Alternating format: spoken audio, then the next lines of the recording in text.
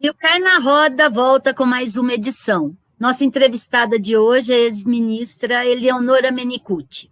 Eleonora foi a ministra do governo Dilma das Mulheres, Igualdade Racial e Direitos Humanos. Atualmente, além de professora, Eleonora está envolvida com um evento no Instituto de Estudos Avançados da USP, que é Construção e Desmonte dos Direitos Humanos e Políticas para Mulheres no Brasil. Esse evento, aliás, conta com a participação de várias ex-secretárias de mulheres dos últimos governos.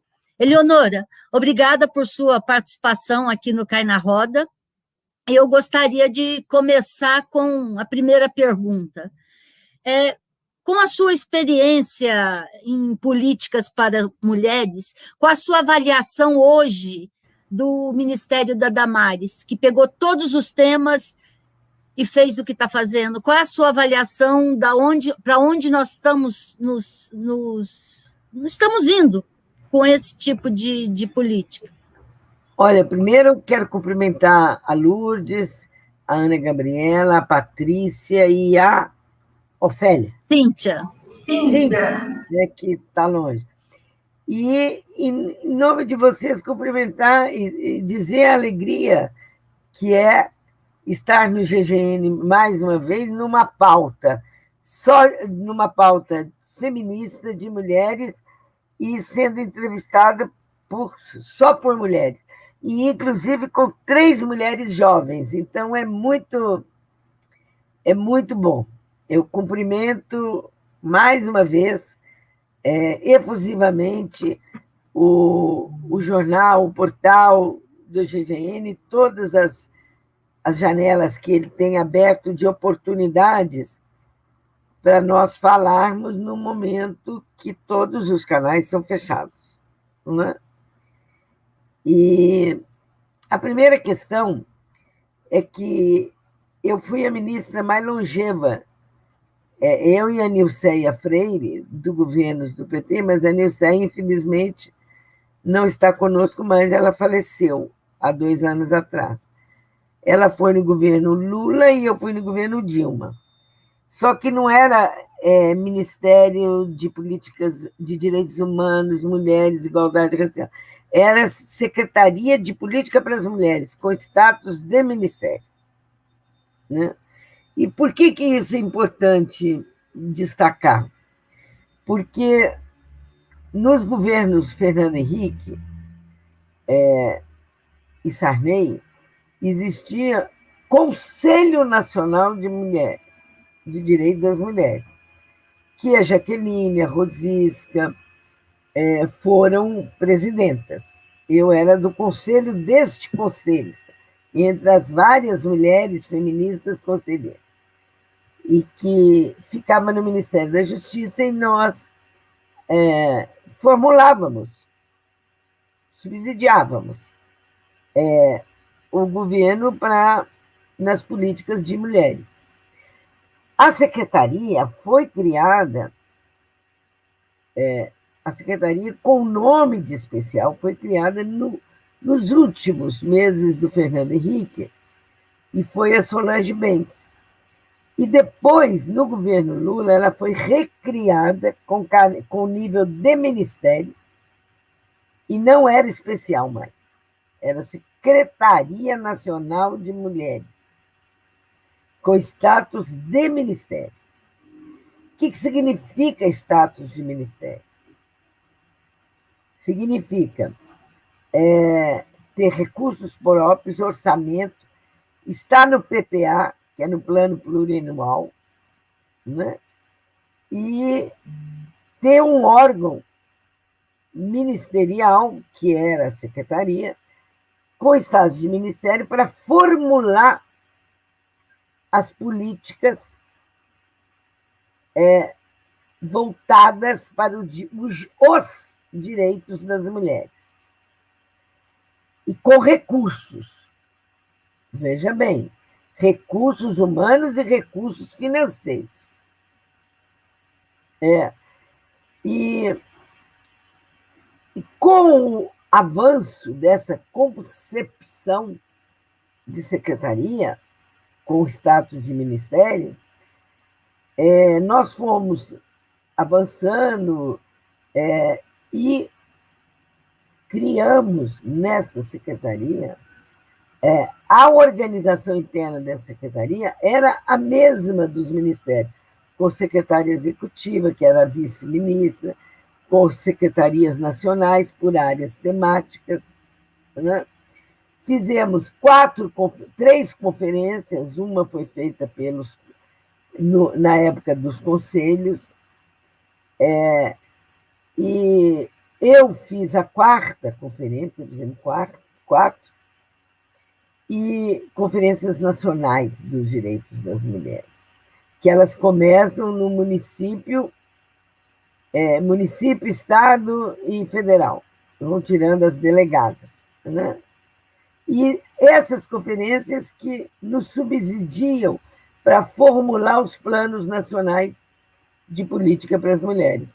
Então, nós temos 3 planos referendados pelas conferências, né, nacionais de direito das mulheres, que a última foi feita 12, 13 e 14 de maio de 16, para o quê? Estrategicamente para mobilizar as mulheres do país inteiro para estarem também em Brasília no dia da votação do golpe contra a presidenta Dilma Rousseff, do afastamento dela no Congresso Nacional, pelo Congresso Nacional, pela Câmara, e depois foi para o Senado, né? Porque a saída dela foi 31 de agosto.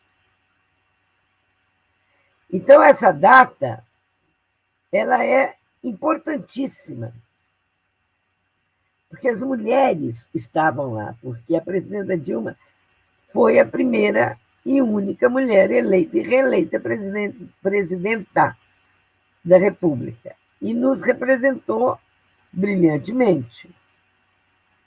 Então, no finalzinho do governo, criou-se, juntou todas as secretarias, que durou 5 meses ou 4 meses, que teve o golpe. Juntou-se as secretarias e que construiu esse ministério, que é o Ministério de Direitos Humanos, Mulher, Direitos Humanos e Igualdade Racial. Mas foi muito curtinho, sabe, o período, muito. O que fica são as secretarias que tinham caráter, tinham o status de ministério, né? Nos governos do PT, nós avançamos imensamente nas questões das políticas para as mulheres. Na questão do enfrentamento à violência, foi um avanço incomensurável. Nós universalizamos o acesso de todas as mulheres a todos os serviços necessários para enfrentar a violência contra a mulher, doméstica e sexual. Na saúde, fizemos, em parceria com o Ministério da Saúde, tivemos avanços assim, extraordinários na área da saúde da mulher, direitos sexuais e reprodutivos. Sancionamos a contracepção de emergência, sancionamos a cirurgia reparadora para as mulheres que ficaram com o rosto defeituoso de tanto apanhar no processo da violência, né? Ampliamos os serviços de aborto legal. E na parte de educação nem se fala, na parte internacional fizemos avanços assim, na parte do trabalho, nós criamos um programa que era Pró-Equidade de Gênero e Raça, que para premiar as boas práticas das empresas privadas e públicas na questão de raça e gênero. E a última coisa também que eu quero destacar, que foi muito importante, as leis que nós aprovamos no nosso governo, em parceria com os movimentos feministas. A Lei Maria da Penha, a Lei do Feminicídio, a PEC das trabalhadoras domésticas. Foram fundamentais na ampliação dos direitos de todas as mulheres. Posto isso, eu tenho lamentar o golpe de 16, porque o golpe de 16 foi um desmonte de todas as políticas desenvolvimentistas e inclusivas. Começa pelo teto de gasto, vai na CLT e vai na reforma da Previdência e começa a destruir a Petrobras, a entregar desde o Temer. E nas questões das mulheres,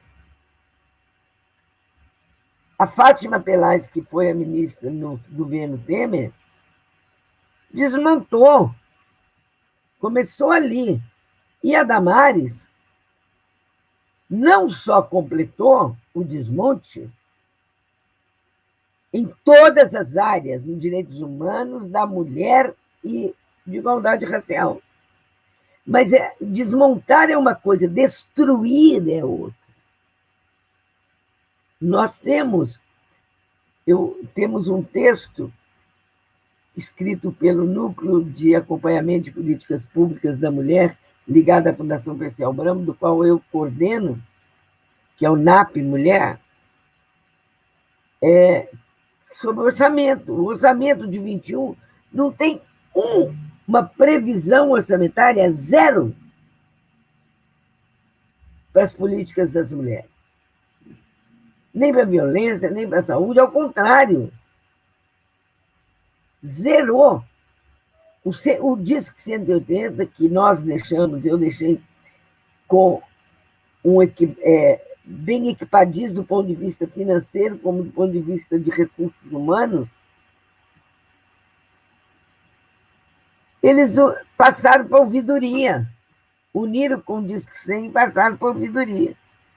Então, assim, eu como feminista, né, todos os meus sonhos de um país mais feminista, um país com mais direito para as mulheres, eu consegui implementar alguns como ministra. E agora, como feminista, como professora universitária, como ex-ministra, como avó, como mãe, como tudo isso, como mulher, como lutadora, eu vejo que não tem mais nada. É como o país. O desmonte na área das mulheres, na política para as mulheres, é o mesmo desmonte que está acontecendo no país. Por esse genocida, esse necrófilo, misógino, entreguista e assassino. Porque se nós tivéssemos comprado vacina o ano passado, nós não estávamos com quase 430 mil mortos. Então, não se pode falar no desmonte das políticas desenvolvimentistas e na tentativa de implementar políticas neoliberais sem falar como o impacto disso sobre as mulheres e como a pandemia pegou o país. E quem foram as mais impactadas? Eu estava lendo um texto ontem, são as mulheres negras. Por quê? A cor da pele, elas têm direito a vacinar. Não é por isso. É porque a cor da pele significa, é a fotografia da desigualdade social, da desigualdade de renda, da desigualdade secular. Mulheres negras morrem mais cedo, são mais violentadas, são mais estupradas, elas são vacinadas. Mas elas morrem mais de Covid. Por quê? Porque elas têm menos condições de se cuidarem, de ficar em casa, porque elas têm que trabalhar, elas têm que sair. Ministra, deixa Falei eu demais. Não, senão a gente não consegue fazer uma rodada de pergunta. Desculpa eu entrar Não, assim. bom demais. Esse evento do dia 14 de maio, que inclusive vai ser retransmitido pela TV GGN, ele traz todas essas ex-secretárias e ex-ministras. A intenção é reafirmar o compromisso eu com... corrigir, não são ex-secretárias, são ex-presidentes de conselho. Ex-presidentes de conselho e ex-ministras. A intenção é reafirmar a luta pela retomada dos direitos das mulheres e, além disso, colocar na pauta a questão do desmonte, fazendo documento, levando isso a público? Meu microfone está fechado. Eu fechei. Sim, é exatamente isso. Você pegou o cerne da questão. Como alguns ex-ministros já fizeram, o ano passado, da saúde, da educação, de ciência e tecnologia, da economia, da fazenda, fizeram um documento. Só que nós faremos essa reunião na USP, no IAA, e divulgaremos um documento, um manifesto, onde há um consenso entre todas que assinarão, para a imprensa.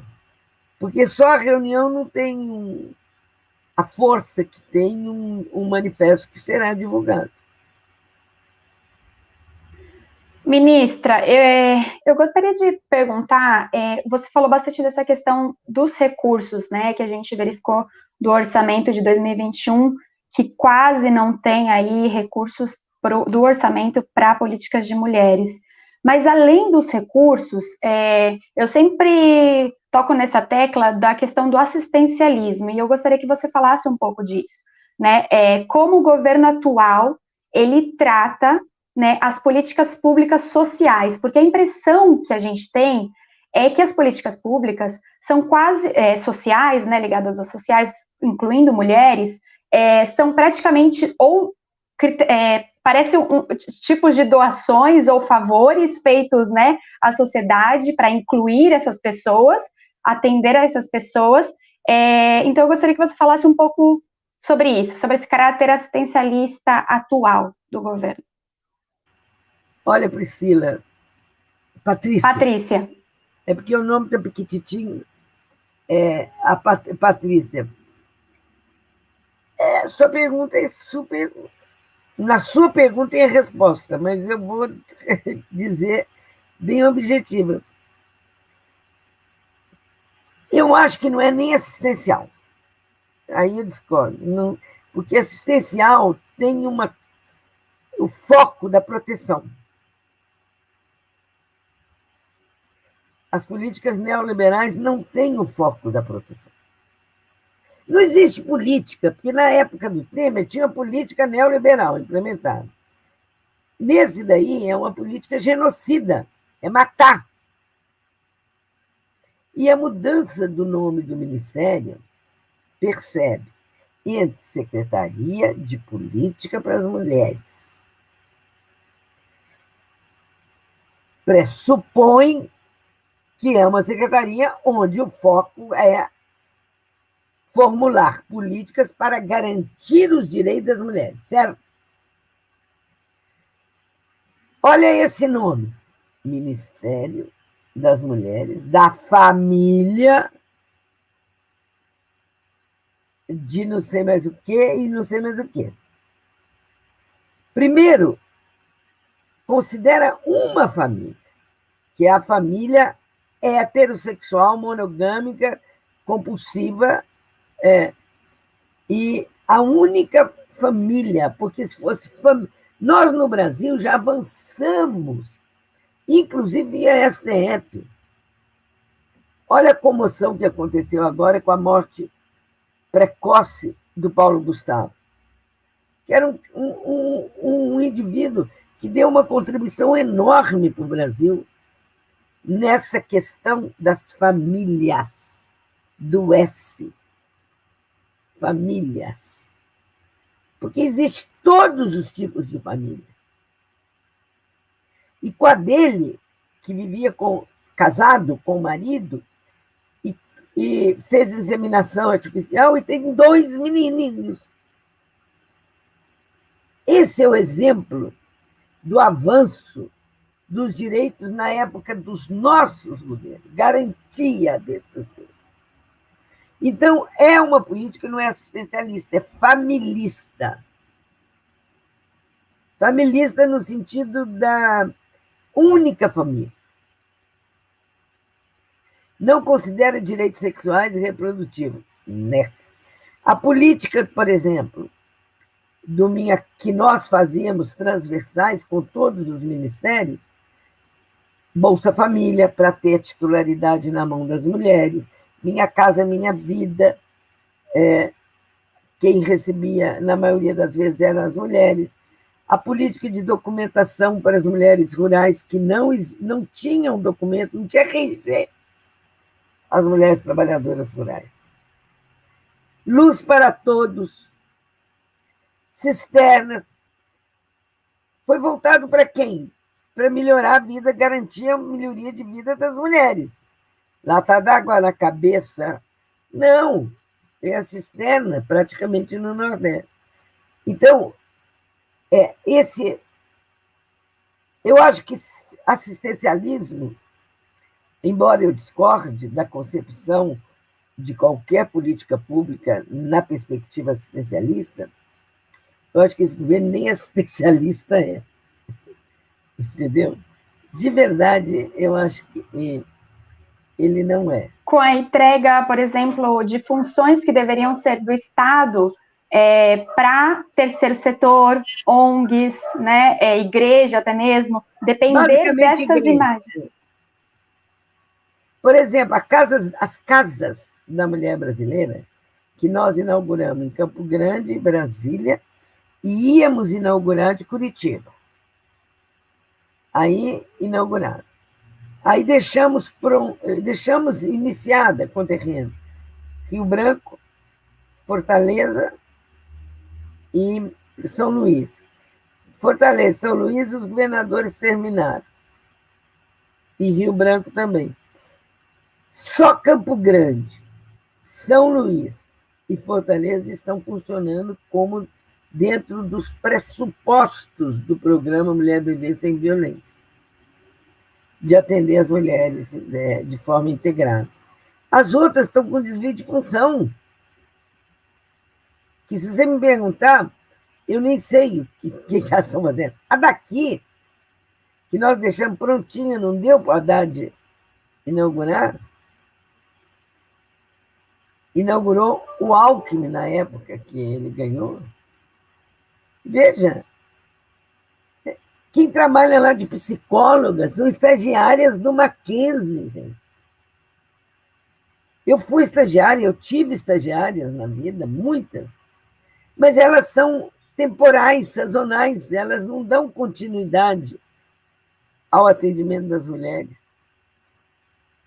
E ela foi terceirizada, sabe para quem? Para a Avon. A Avon não é o Estado, então desresponsabilizou o Estado. Não sei se te respondi.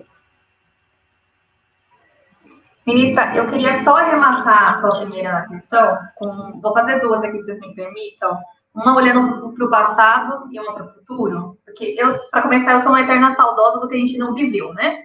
Então, você comentou aí que você ficou feliz porque na sua gestão, nos governos do PT, de modo geral, a gente conseguiu avançar com muitas políticas públicas para as mulheres. Mas, pessoalmente, ministra, o que você queria ter aprovado e não conseguiu, ou o que estava ali no forno, gestando no governo da presidente Dilma, em termos de mais políticas para as mulheres, que foi interrompido com o golpe, no que mais a gente poderia ter caminhado? Olha, muita coisa. Na área do enfrentamento à violência, a implementação real do programa Viver Sem Violência, que é terminar as casas e criar os núcleos nas fronteiras secas para impedir o tráfico de mulheres para fins sexuais, né? E nós começamos um. Só esses dois já são fundamentais para completar o ciclo da violência, as políticas universais de acesso à violência. Na área, a diferença brutal na área internacional. A Damares vai nas conferências internacionais de mulheres e só fala aquelas barbaridades para tirar gênero. Então, existe uma diferença brutal entre o que nós defendíamos, eu estava até olhando há pouco isso aqui, do que ela defendia. Então, a Damares é a bússola desse governo, ela não é idiota, ela não é boba. Ela é quem dá a perspectiva fundamentalista e teocrática desse governo. E ela entende de política. Agora, olha... Pode continuar, perdão. Pode falar. Não, eu ia mudar um pouquinho de assunto, eu ia perguntar, porque na primeira resposta, você disse aí e dissemos o óbvio aqui, né, que a Damares destruiu tudo está sendo destruído, e isso enfim, acaba com o otimismo de qualquer mulher feminista ou qualquer cidadão que defende o direito das mulheres aqui. Não estou te entendendo. A questão não esteja ouvindo direito. Tá, vocês estão me ouvindo? Bem? Tudo ok? A questão é, ministra, o golpe começou ali com a queda da presidente Dilma, passou pela prisão do Lula já foi solto, está elegível. Esse cenário hoje, falando de hoje, ministra, a senhora estaria mais otimista em relação à possibilidade de retomar essa luta pelo direito das mulheres a partir da eleição do ano que vem? Como que está vendo esse cenário? Sem dúvida, querida. Eu tenho uma trajetória muito grande, eu tenho 76 anos, estou na luta ainda, e com muito otimismo, na certeza que a única pessoa que pode derrotar o Bolsonaro, sobretudo depois dessa tragédia sanitária e humanitária, que é a pandemia, é o Lula. Por isso que ele tá mais doido ainda, porque mexeu o xadrez dele. Aliás, mexeu o xadrez de todo mundo, de todas as forças. Então, eu tenho um otimismo, sim. E sabe qual é o meu otimismo maior? Tomar o nosso Brasil de volta. Para todo mundo. Porque esse Brasil que está aí não é o meu, não é o de nenhuma de vocês quatro. Nós queremos o nosso país de volta, para que nós possamos retomar a democracia de uma forma, inclusive, mais radical, com avanços maiores que nós tivemos que abrir mão nos outros governos. Então, eu sou muito otimista. Professora, obrigada de novo aqui pela sua participação. Aproveitando essa fala, eu queria saber de você qual a semelhança que nós estamos vivendo com 64. Se dá para dizer que muitas pessoas falam que nós estamos voltando para os anos de chumbo, e eu queria entender a sua análise sobre isso. Claro. Eu não sei se estamos voltando para o nível dos anos de chumbo, não. Porque o golpe civil-militar, em 64, ele era nacionalista. É a defesa da Petrobras, a defesa da soberania. Hoje, não tem nada de nacionalismo. É entregar o paralelepípedo da rua que as pessoas pisam. A preço módicos, né? E é entregar o Brasil. Agora está mudando um pouco por causa do Biden, essa relação, mas a política externa do Biden também a conferir. E o golpe de 64, a ditadura civil-militar de 64, ela prendeu, torturou, como eu, fiquei preso 3 anos, matou, assassinou, fez milhares de pessoas, mulheres e homens, se exilarem. Né? Censura absoluta em todos os meios. E hoje, a minha avaliação, análise, não é avaliação, é que nós vivemos um outro tipo de fascismo. Um neofascismo com contornos extremamente autoritários. Porque não são as Forças Armadas que estão no poder. As Forças Armadas membros das Forças Armadas que estão no poder estão subordinados ao capitão. Lá era diferente.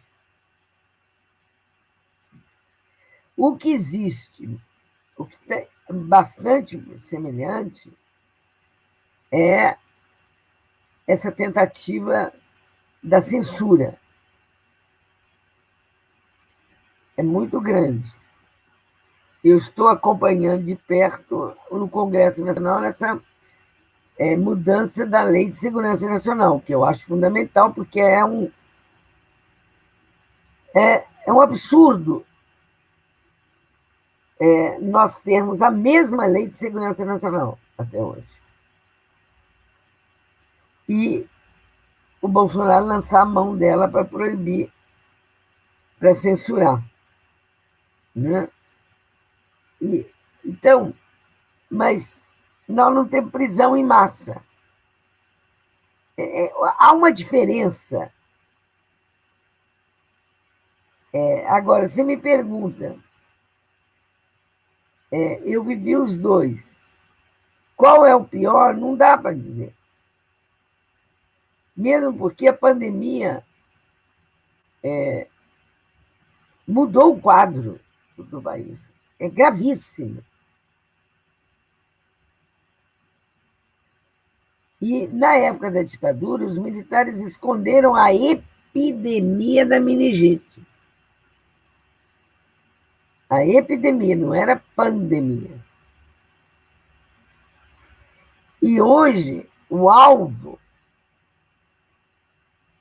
Hoje existe um morticínio da população jovem negra, que é... Em 64, nós não tínhamos tido esses avanços de direitos que nós já tivemos, para eles estarem muito na pauta atual do desmonte e da terra arrasada,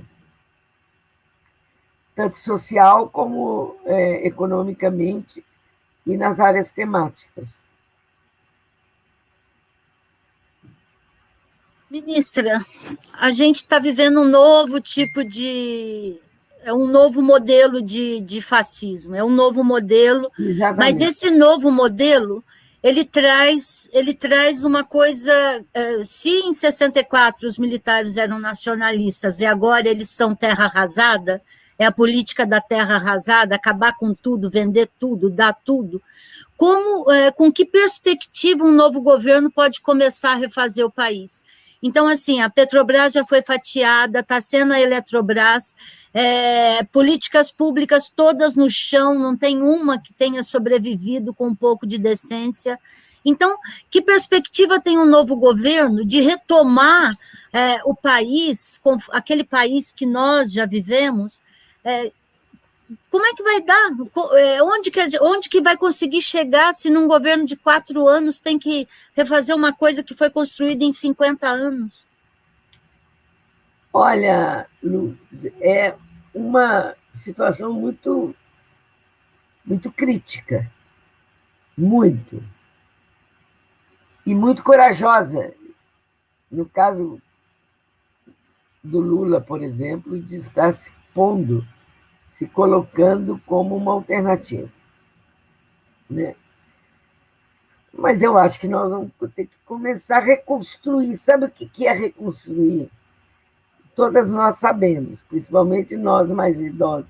Também reconstruir é quando, por exemplo, uma colcha estraga. Você gosta tanto da colcha que você quer reconstruir aqui esse pedacinho, então você vai costurando pedacinho por pedacinho. A democracia, nós amamos a democracia. E nós tivemos a oportunidade de viver governos democráticos e de fazer com que nossas vozes fossem ouvidas.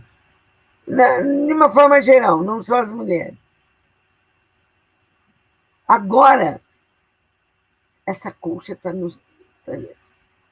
inteira desmontada, inteira desfiada.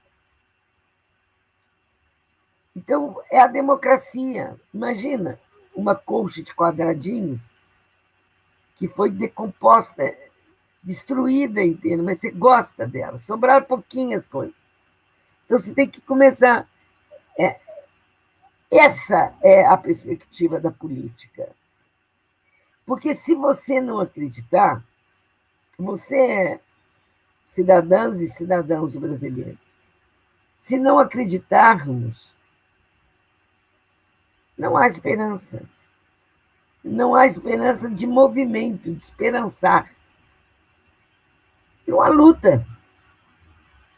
A desesperança é a antiluta.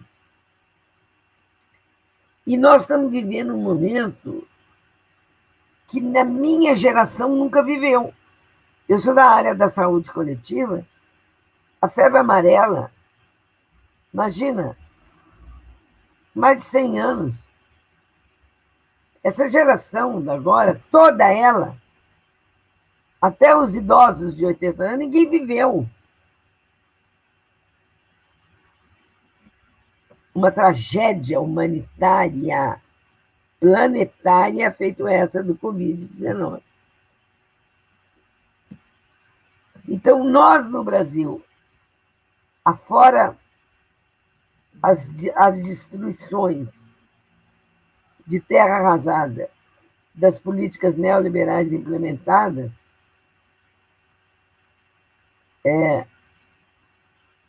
na eleição de 18 veio esse homem. A população votou nele. Embora nós, com a Haddad, tenhamos tido 47%, 47 milhões de votos, ou 49, quase 50%, mas não deu. Então, o governo Bolsonaro, ele realmente está mostrando a necropolítica que ele é. Porque, para o deleite dele, de verdade, e a nossa indignação total, veio o Covid-19, que ajudou a ele a matar 400 e tantas mil pessoas no país. Isso, para mim, é isso que eu chamo de tragédia humanitária. E é isso que é democracia. E a democracia no planeta vai ter que ser reconstruída, tá? A partir do Covid-19. E a democracia no Brasil, ela terá que ser reconstruída a partir do golpe de 16, da terra arrasada, que foi nos direitos todos.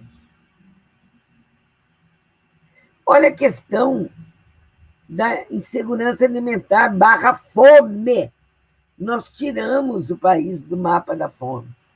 Ele voltou. Olha, nós estamos com mais de 14,5% de desempregados.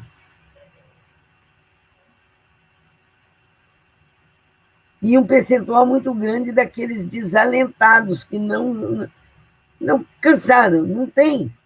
Quem tinha emprego está perdendo na pandemia. Então, eu acho, não, eu tenho convicção que não se pode discutir nem debater a democracia sem debater a tragédia humanitária e sanitária que nós estamos vivendo.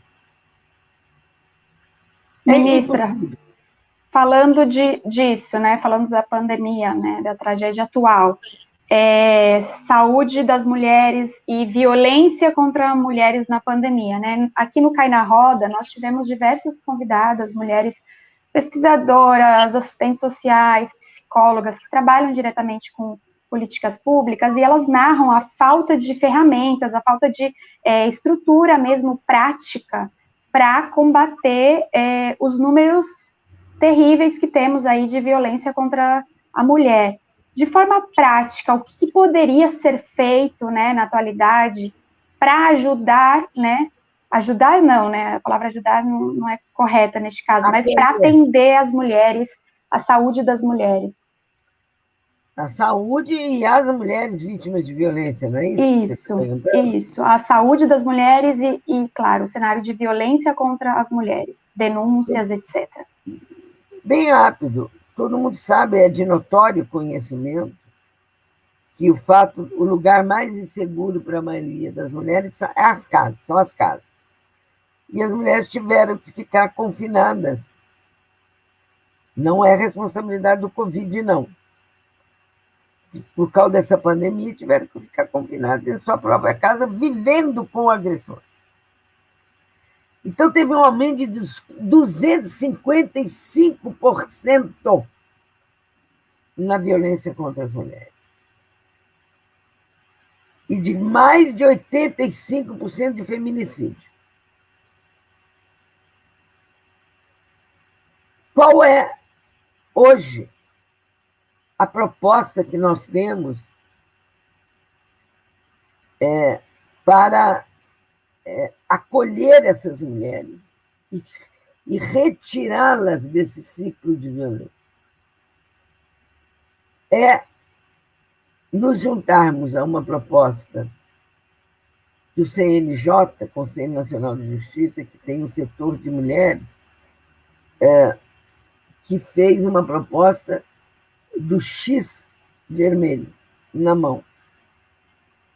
No Rio Grande do Sul, o deputado Edgar Preto, do PT, fez a máscara roxa. Faz alianças com drogarias, parcerias com drogarias. As mulheres vão às drogarias como se fossem comprar remédio ou máscara. Chegando lá, como no Rio Grande do Sul, é lei estadual no Rio Grande do Sul. Elas pedem uma máscara roxa. Não tem. Então, a atendente a leva até a porta, pega todos os dados dela, a acompanha até a porta, onde já tem uma patrulha Maria da Penha esperando lá. E aí, nós estamos propondo o X vermelho na mão. Ela chega lá, mostra a palma da mão, o X. E aí, que os gestores municipais, estaduais e nacionais custeiam aluguel social para que essas mulheres fiquem com suas crianças, quando existir, pelo tempo determinado da necessidade delas. Essa é a ação mais concreta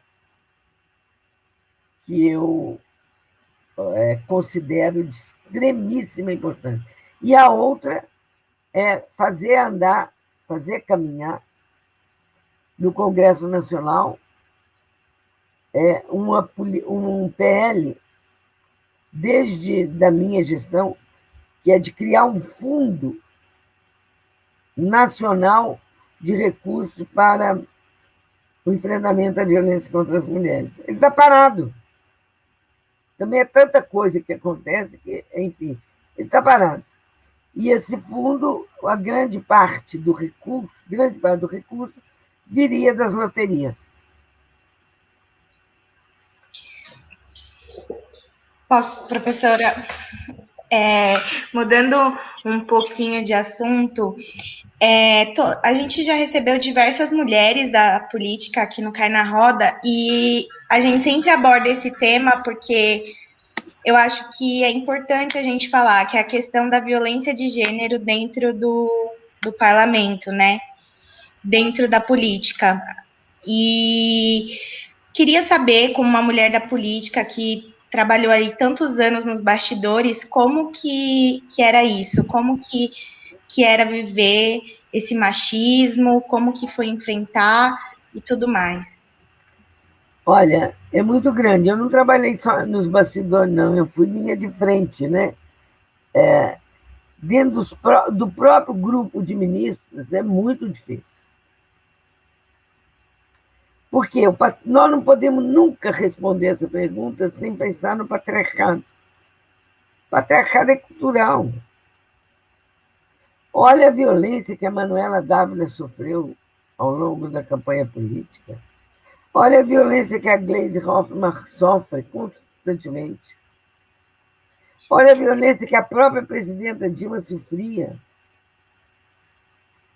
com pôster, e eu ia atrás como ministra e processava, tirava do ar. Mas é uma violência sistêmica. A violência contra as mulheres ela é sistêmica.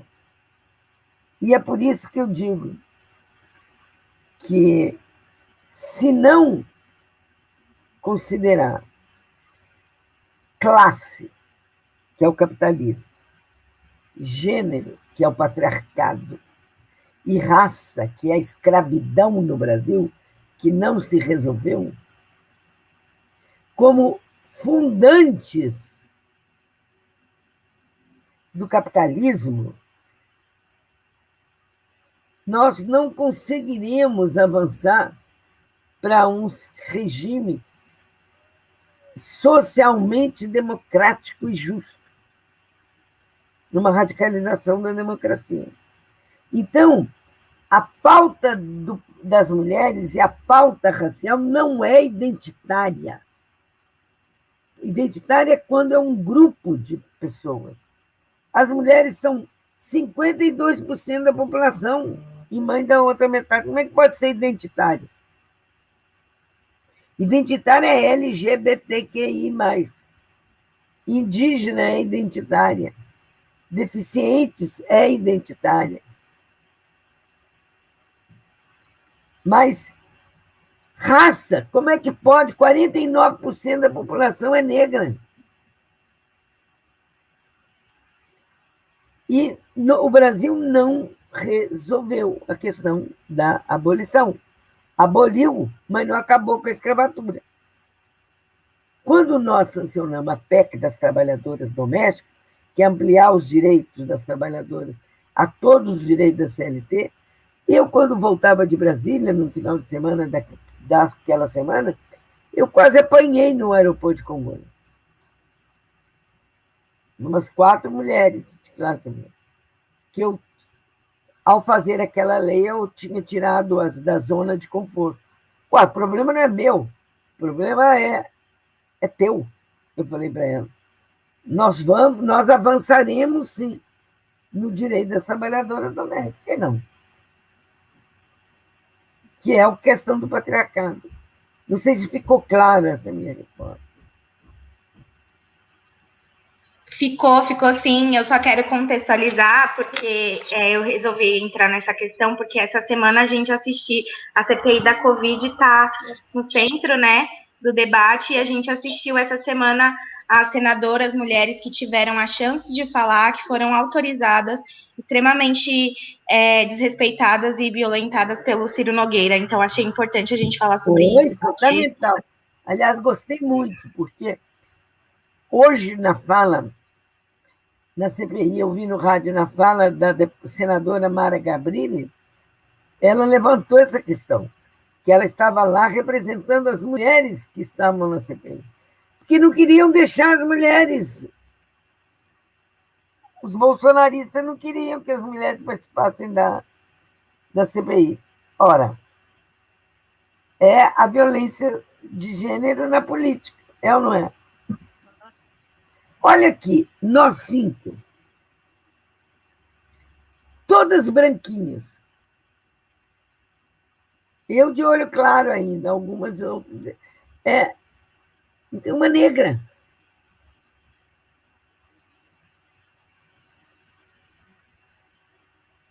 Não tem uma jovem negra, não tem uma mulher mais idosa negra. E elas existem, e estão sempre na luta, na batalha. Mas olha como realmente é incrustado essa cultura, né? A gente não se dá conta, não é, Luz? Não se dá conta. Não se dá conta. A gente consegue um tipo de representação, mas não consegue trazer para dentro de um local de trabalho todas as representações que são necessárias para que se torne realmente plural. A gente consegue de um lado e descobre do outro, consegue de um lado e descobre do outro. Mas essa questão é mais fácil a inclusão das jovens do que a inclusão da população negra, de mulheres negras, porque de jovens brancas. Porque as mulheres negras, o acesso delas à educação é muito menor do que o nosso. E foi só com as cotas dos nossos governos que povoamos. Eu sou professora universitária, minha sala da Escola Paulista de Medicina. A sala da medicina era branquinha, branquinha. A da enfermagem jamais misturada. Você vê como a enfermagem é menos valorizada na medicina, na cadeia da saúde, o que eu discordo radicalmente, porque são elas que ficam lá na linha de frente. Pensa quem fica na UTI agora na linha de frente. São as enfermeiras. Então, todos são importantes, está entendendo? Mas essa questão de raça é uma questão que nós temos que nos preocupar permanentemente. Ministra, nós estamos chegando num pontinho já avançado do programa, mas eu gostaria muito de ter o seu depoimento dos momentos que antecederam a cartada final do golpe de 2016, que foi com a votação no Senado do impeachment.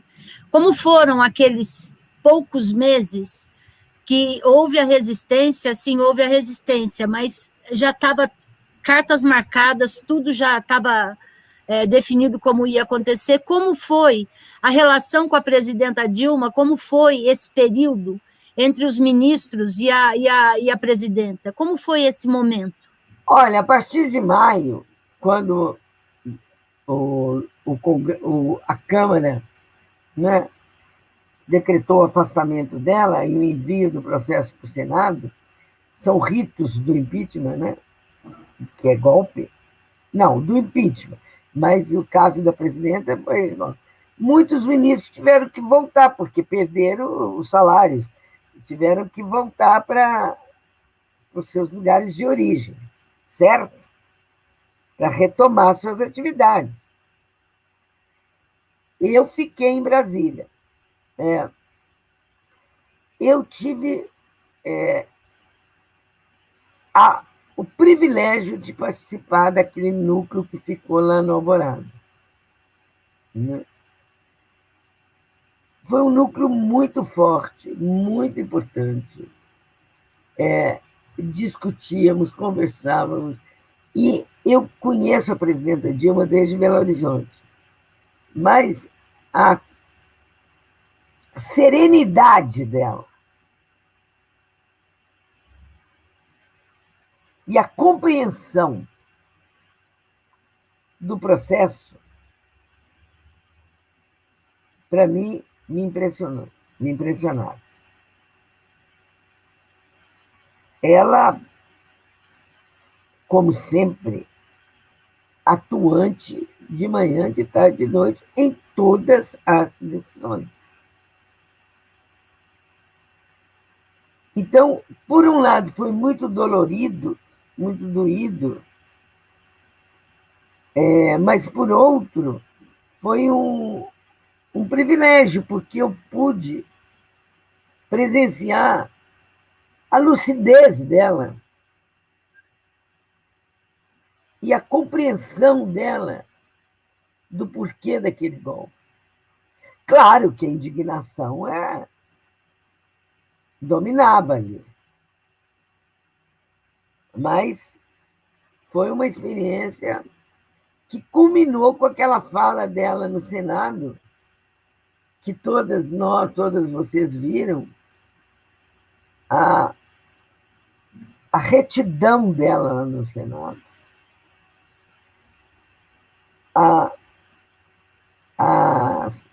inclusive a não exaltação, a serenidade dela para falar das coisas mais pesadas, para responder das questões mais pesadas. Então, do ponto de vista dela, foi maravilhoso. Do ponto de vista da firmeza na luta pela democracia, foi extraordinário. Porque a mim me reforçou mais a determinação da certeza do lado certo da história que nós estávamos, e que a própria história se incumbiria de desvelar. E nada como o que tem acontecido atualmente, né?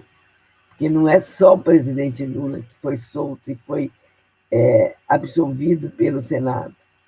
Ela também, todos os processos dela foram desmascarados.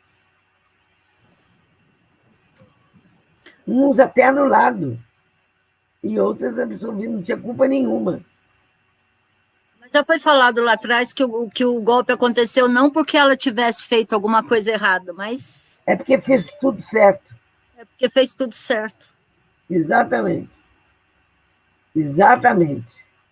Então, eu só tenho a agradecer a história de ter me dado a oportunidade de participar, aí sim, dos bastidores lá dentro do Alvorada, desse momento tão dramático da história brasileira. Para nós tudo. Por outro lado, nós vemos que está tudo ruindo, né? Tá. Em relação ao golpe.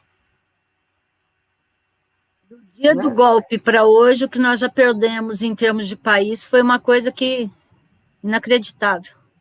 É por isso que eu acho, sabe, que a nossa reunião do dia 14 ela é extremamente importante, porque é no dia que a Câmara aprova o afastamento dela.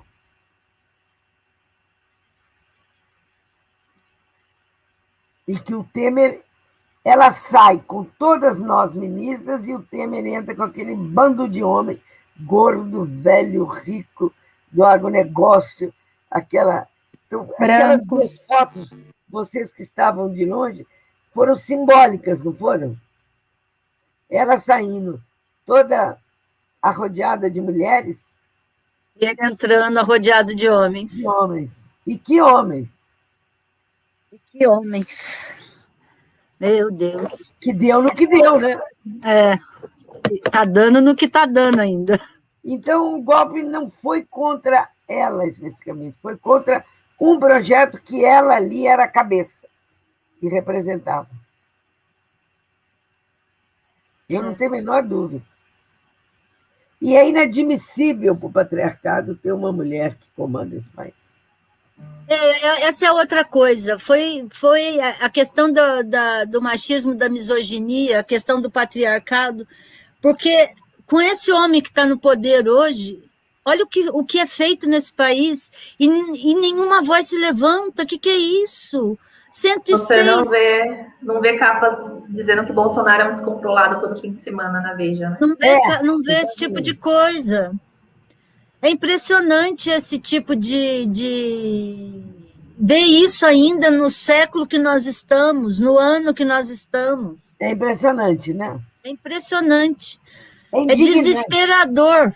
É indignante. Mas a história não se repete duas vezes. A primeira vez, já dizia o Marx, né? Que a primeira vez é tragédia. E a segunda é farsa? A segunda é farsa. Muito bem. E nós veremos a retomada dessa democracia e do Brasil. Espero estar firme, forte e decidida para ir para as ruas junto com a moçada. Estaremos. Mas, bem, se tudo acontecer e ainda tiver nessa pandemia, não tem como... Só nós que estamos vacinadas. Primeira Quero dose. minha vacina. Não, eu já vacinei as duas, estou prontinha. Agora, os vacinados vão para a rua. Eu quero que chegue a turma dos 50 para depois chegar na dos 40. E tudo isso, a previsibilidade é junho para julho. Enquanto isso, máscara, 2 máscaras, quem não tem a N95, álcool gel e distanciamento. Bom. É nóis, é verdade. Enquanto isso, vamos nos protegendo para poder...